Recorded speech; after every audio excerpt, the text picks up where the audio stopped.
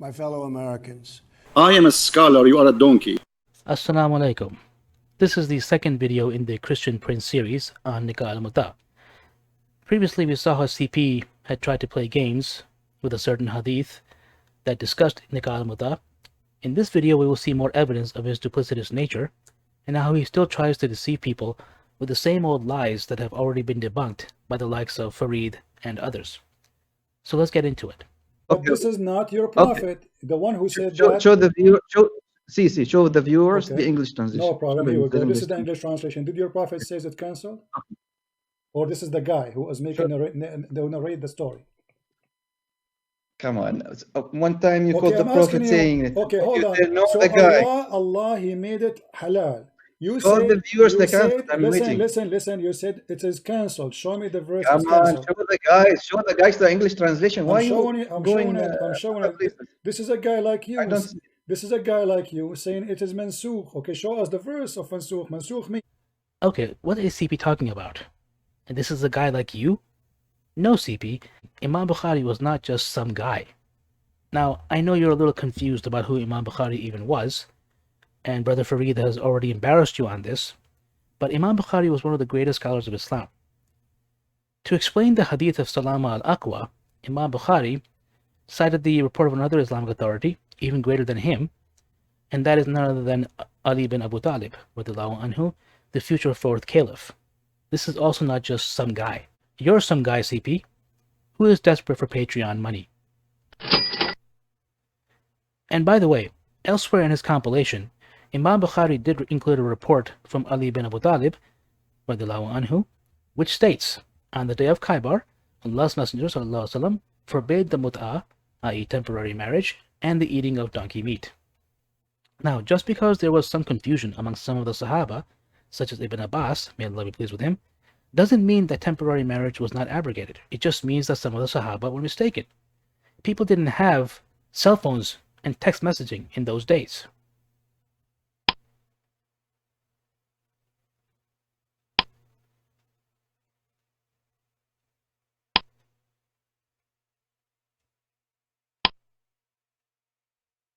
So some people could have been unaware that Mut'ah was now forbidden. We have far more evidence that Nikah Muta was abrogated than we do that it was not.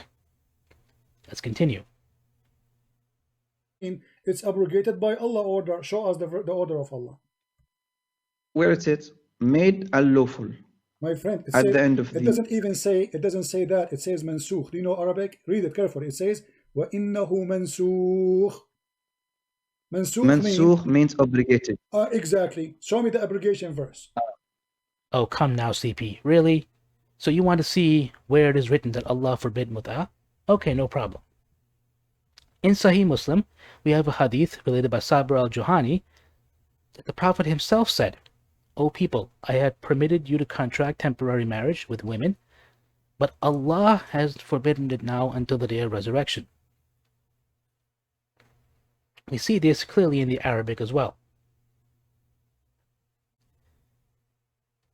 It is Allah who has forbidden it until the day of resurrection.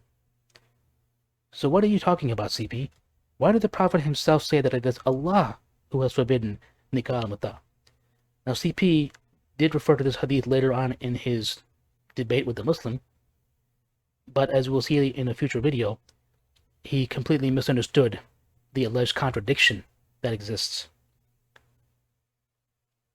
Now that we have cleared that up, there is just one more thing to take care of in this video. In his chat with the Muslim caller, CP repeatedly tried to establish that Nikah Muta was simply a form of, quote, prostitution, and not marriage. He cited a website, without showing which website, discussing the permissibility of Mut'ah, and said to the Muslim that these are your own scholars or this is a Muslim website. This was not a mistake. CP said this on several occasions. Here we go. The verse in front of you. Chapter 4, verse number 34. So those of them women who you enjoy, they enjoy their private part, give them for their appointment wages. This is your Muslim website. Straight! Show me the Arabic verse and give me the link. Here we go. 424. This is the explanation of the Mut'ah. This is your Muslim saying. Straight. Listen, listen, here we go. This is the formula. This is the formula. This is the condition. This is your Islamic website. Straight. You're out. But which website is this?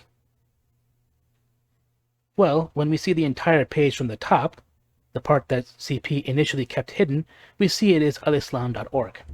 CP was eventually forced to show the website after the caller kept asking what the source was. In the Mut'ah, they don't have Arabic at all, the whole page. Here we go.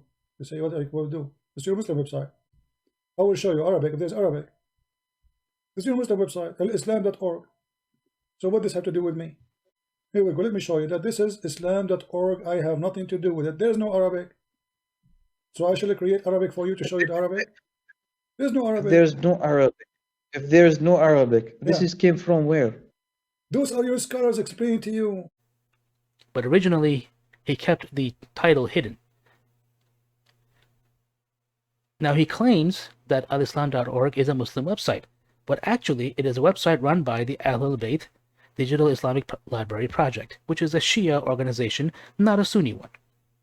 So when CP said these are your own scholars, or this is a Muslim website, he was lying. These were Shia scholars, not Sunni scholars. It would be like me saying the website churchofjesuschrist.org is a Christian website, when actually it's a website of the Mormon religion, which many Christians do not consider to be a legitimate Christian church. But here's the funny thing. Watch this. CP claimed that Mut'ah is prostitution because a woman is, quote, rented and gets paid for her sexual services, according to the Shia website. No, you did not answer me. First of all, let me educate you. Let me educate you, and I challenge you to prove me wrong. In the Mut'ah marriage, there is no inheritance. In the Mut'ah marriage, there is no divorce, which means when the time is up, the contract of a pleasure is over. There's no divorce. But you are renting the woman. You are not marrying her. You agree with the word rental. You are renting a woman. So what is the difference between prostitution and this? A prostitute, she offer you for one night, let's say $100, and you agree. You go to the hotel. One of the reasons he says this is that there is no divorce or inheritance in the marriage contract. Wrong. The Shia website itself says that according to their scholars, inheritance can be stipulated in the marriage contract. Once again, CP was being deceitful. He didn't show the entire website. As long as it is stipulated in the contract, then the spouses can inherit from each other, even after the marriage has ended.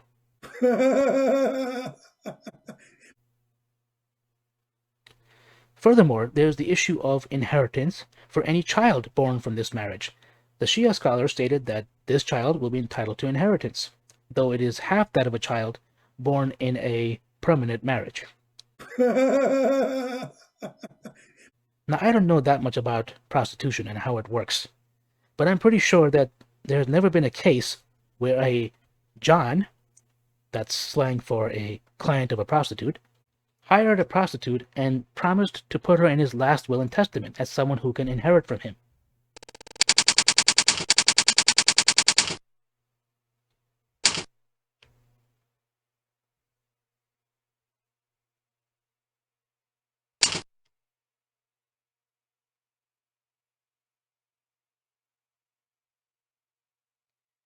Clearly, even according to the Shia understanding of Mut'ah, this is not the same thing as prostitution.